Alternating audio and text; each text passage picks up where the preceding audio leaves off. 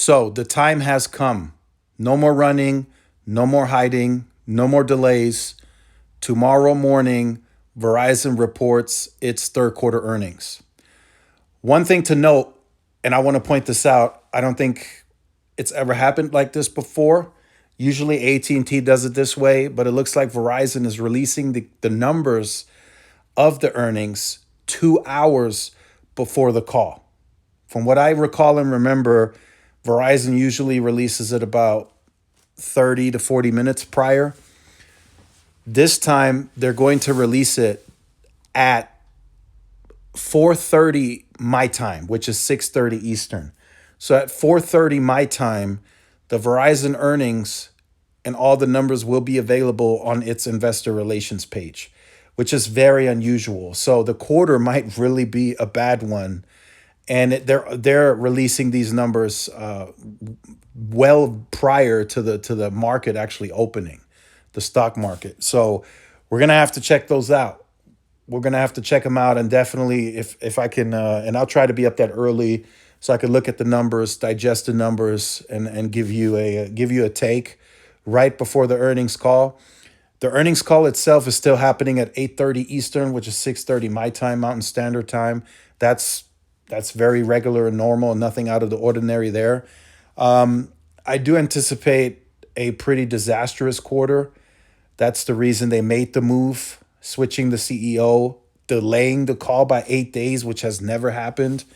One thing I think we do need to hear on the call, we need to get a sense of strategy from the new CEO. I don't know if he's going to lay out his entire strategy on the call. Maybe we'll get information during the call for an analyst day to follow maybe a few days after, but he has to give some kind of explanation to the bad numbers. If the numbers are going to be as bad as some say and some estimates are putting out, he's going to have an explanation. He can't just get on the call for an hour and give all these negative numbers and then it's just business as usual. That's not going to fly, right? The street, the market, they're going to want an explanation. So we'll see, right? Or maybe the numbers are not going to be as bad because we don't know. But what we do know is tomorrow morning we get the official numbers. So that's going to be very exciting and interesting to keep an eye out on. A lot of people have been speculating. Some people are saying Verizon could be in a very bad spot, upwards maybe of 300,000-400,000 in the negative. It's possible. T-Mobile grew 1 million postpaid ads. That is crazy. And people talk behind the scenes, and yes, Verizon's churn is probably going to be closer to 1%, if not a little over 1%. I can definitely see that being a realistic number. But now, especially Dan Schulman being the new CEO, you can't. What's done is done. That's how this approach needs to be taken, in my opinion. Like if I take over as Verizon CEO,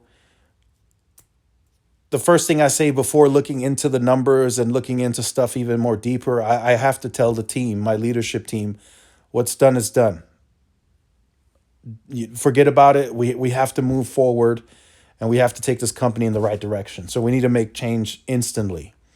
That's how I would do it if I'm the new CEO, and I think that's the direction that Dan Schulman has to take. At this point he has no choice. It can't be worse than what it already is. So he has to take the company in the positive direction, away from the negative spotlight, and make change. And I think he's going to do exactly that. Will we get majority of that information tomorrow? I think that remains to be seen. I don't think they're going to extend an earnings call. An earnings call is usually around 45 minutes to an hour. And they're probably going to tell us, tune in to another analyst day on this day at this time. And there, perhaps he's going to display his strategy and his vision for the company moving forward. I think that's more of a realistic time frame. And I don't think it's going to be long. At least I hope not. I hope he doesn't say, see us in February. We'll lay out our strategy. I hope that's not the case because we need something now. They need answers now. So as for me, I do think the quarter was a pretty bad quarter. Maybe looking at some estimates now, maybe not as bad as some say, which is also interesting. If it's not as bad as some say, then why did Hans get moved? Why did Hans move out of that position? That's going to be another talking point if the numbers are not as bad as some say. So we'll definitely, at this point, at this juncture, it's just we need to just see the numbers. There's no more, the guessing games, the estimates. At this point, tomorrow morning, 4:30 my time, we just need to see the numbers. That's the bottom line. We need to see them. We need to analyze them. We need to check them out. And at this point, that's all it's got to be, in my opinion. But like I said, to start off the video, no more running, no more hiding, no more delays. Tomorrow morning, we get to see Verizon's third quarter numbers. So let me know your thoughts in the comments. Like, share, subscribe. I'll see you in the next one. Peace.